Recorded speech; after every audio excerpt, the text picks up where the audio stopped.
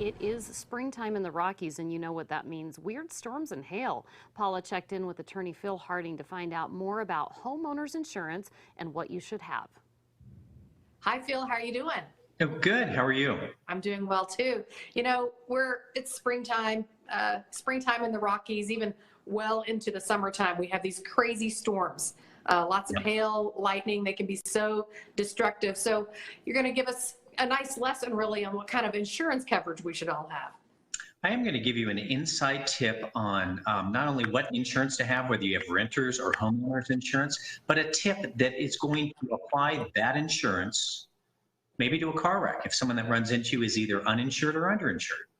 Wow, whether it involves a storm or not, right? Correct. Okay. Right. All right. So you mentioned homeowners insurance and renters insurance. Most of us do have that, but how much of damages are really paid out by the insurance? Well, you really get what you pay for. And let's just give an example. And let's just say, we'll take it really simple. Let's say you had a pipe that leaked and it ruined some drywall and some electrical. Let's look at this graphic and we'll give an example. So as you look at this, the first thing is called ACV, which is actual cash value.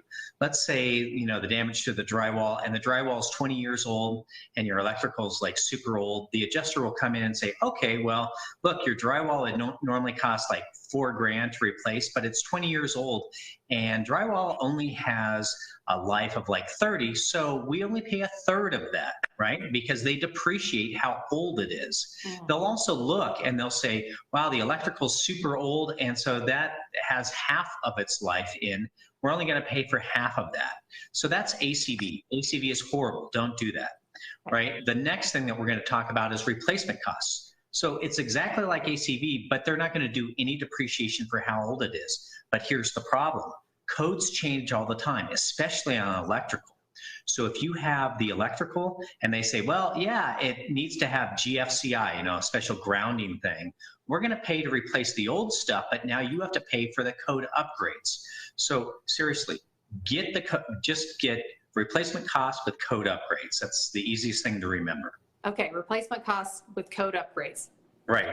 Okay, what else? All right, well, let's talk about something else and what you should do. You go into not recently with COVID, but you go into your doctor for a yearly checkup. You should go to your insurance company and get a checkup. Let me tell you why. Checkups are great, and they're not going to charge you anything, and look over and make sure that things are going well and then you have the right coverage. Now, this is what I want you to watch out for: special deductibles. And we have a graphic about this because I was even confused about special deductibles even when I started off as an attorney. So let's say there's a hail damage, and special deductibles apply to hail and wind and stuff like that here in Colorado. Okay. So if you have a 2% special deductible, and let's say someone comes in and says it's going to cost $10,000 to replace your roof, you think, 2% of $10,000, that's $200. That's not bad. No, the 2% is on the value of your house. So if your house is insured for $400,000, your deductible is 2% of that. So your deductible is $8,000. Oh my God. Yeah, that's crazy.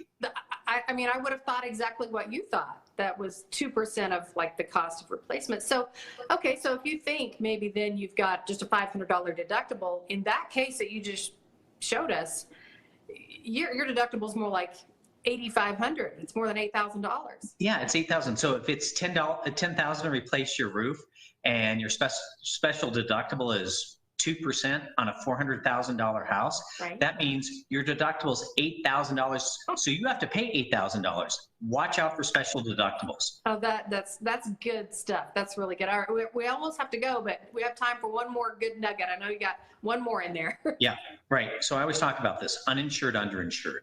On your homeowner's insurance, you can get something called an umbrella that adds $1 million more of coverage.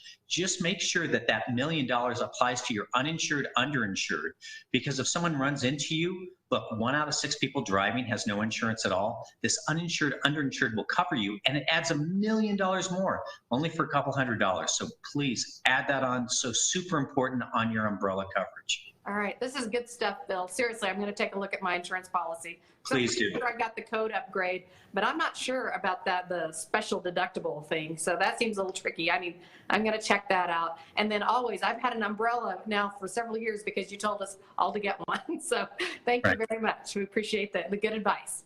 You're welcome. Good to talk to you. And if you have a question for our legal expert, go to kdvr.com and click on Colorado's Best. You will see Phil Harding's photo on the right. Just click there, send in your questions. He'll answer each question personally and confidentially. And to reach Harding and Associates directly, call 303-762-9500. You can also get a free consultation anytime, and you can find him online at hlaw.com. Still ahead on